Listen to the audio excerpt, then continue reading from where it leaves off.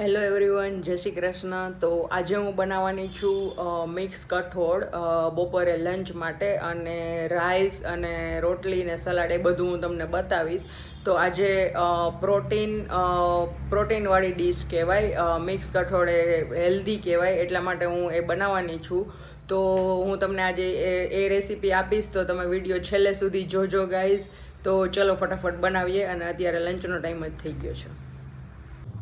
તો મિક્સ કઠોળ બનાવવા માટે મેં અહીંયા લઈ લીધા છે ચોળા, ચણા, મગ અને મઠ. તમે આમાં રાજમા ને એવું તમે યુઝ કરી શકો, તમારે નાખવું હોય ને ભાવતું હોય તો. પણ મેં આમાં રાજમા ને છોલે ચણા પણ હજી તમે એડ કરી શકો, પણ મારી પાસે જે અવેલેબલ હતા એ જ મેં કઠોળ લીધા છે. અને આ કઠોળને મેં કાલે રાત્રે, મતલબ આજે બનાવવાના હોય બપોરે, તો રાત્રે તમારે આગલા દિવસે રાતે ગરમ પાણી કરી અને એમાં પલાળી દેવાના નિમક નાખીને.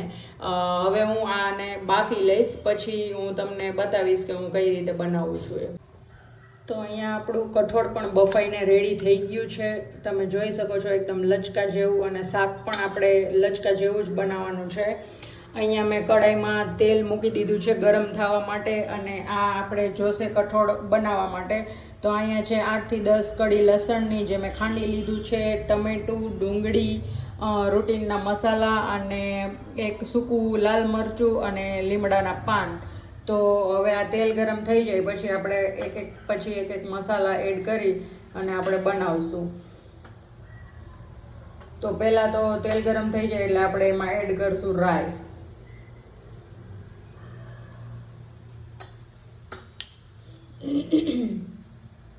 રાઈ ફૂટી જાય પછી આપણે એમાં એડ કરશું જીરું.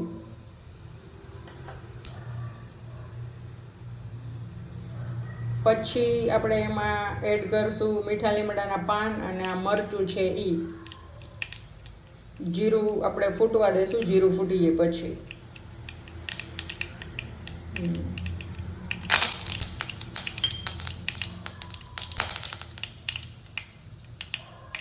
તો હવે આપણે એમાં એડ કરશું હિંગ, અને હવે આપણે એમાં એડ કરશું આ લસણની ચટણી, ખાંડેલું લસણ કે લસણની ચટણી જેવું એ જ થયું.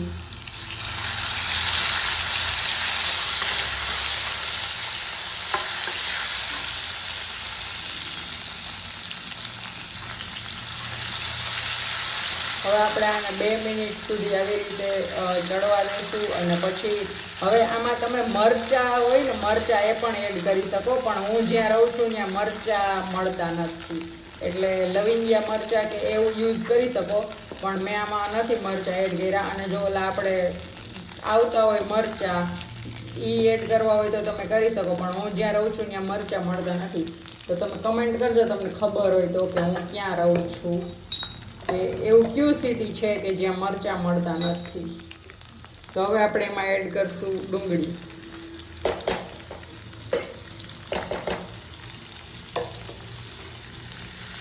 ડુંગળીને પણ 2 મિનિટ આપણે ચડવા દઈશું. હવે આપણે એમાં એડ કરી દઈશું ટમેટો.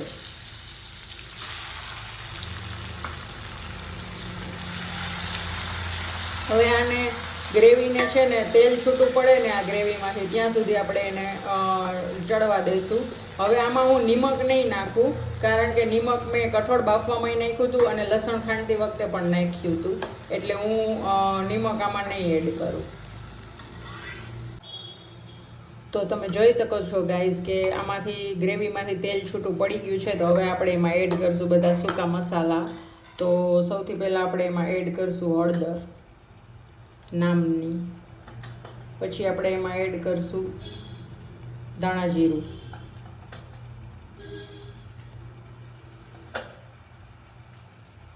પછી આપણે એમાં એડ કરશું લાલ મરચું ચટણી. જેટલું તીખું ખાતા હો એટલી એડ કરવાની.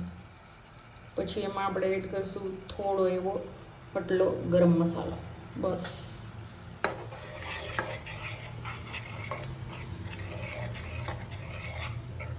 હવે આપણે આ મસાલાને ગ્રેવી સાથે પાકવા દેશું, એટલે મસ્ત એવો કલર આવી જાય.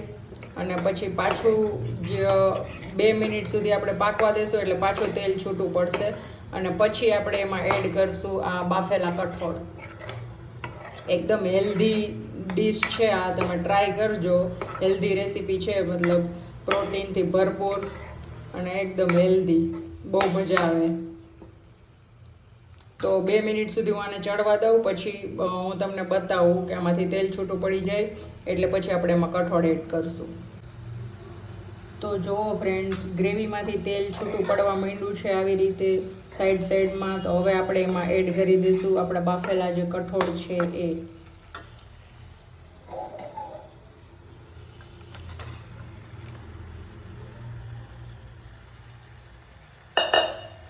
અને હવે આપણે એને મસ્ત મિક્સ કરી લેશું અને પછી આપણે એમાં એડ કરશું પાણી. પહેલાં વ્યવસ્થિત રીતે મિક્સ કરી લઈએ, પછી એમાં પાણી એડ કરશું આપણે, એટલે એકદમ લચકા જેવા રસાવાળા મસ્ત થઈ જાય. આપણે સાવ પાણી જેવાય નહીં કરીએ, વધારે પડતો રસોઈ નથી રાખવાનો, પાણી જેવાય નહીં કરીએ અને સાવ સુકાઈ નહીં કરીએ, લચકા જેવા કરશું. એટલે આપણે હું હમણાં પાણી એડ કરું ત્યારે તમને બતાવું. તો મસ્ત રીતે મેં મિક્સ કરી લીધા છે કઠોળને અને હવે આ હું 1/4 ગ્લાસ જેટલું પાણી છે એ હું આમાં એડ કરી દઈશ. પછી આપણે આને પાછા વ્યવસ્થિત રીતે મિક્સ કરી લેવાના છે.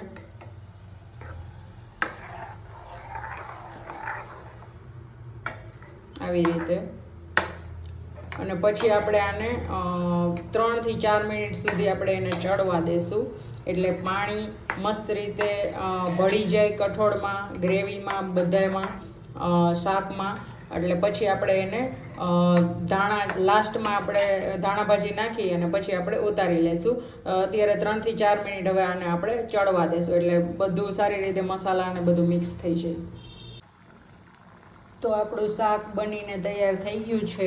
જો આવી રીતે મતલબ બબલ્સ થવા માંડે ને એટલે આપણે શાકની મતલબ ગેસની ફ્લેમ ઓફ કરી દેવાની છે, એટલે શાક આપણું ડન થઈ ગયું છે. અને હવે આપણે એમાં ધાણા ભાજી નાખી અને તૈયાર કરી લેશું. મસ્ત એવું ચટાકેદાર આપણું શાક તૈયાર થઈ ગયું છે મિક્સ કઠોળનું. તમે એકવાર આવી રીતે ટ્રાય કરજો, પછી મને કહેજો કે તમને ભાવ્યું કે નહીં એમ.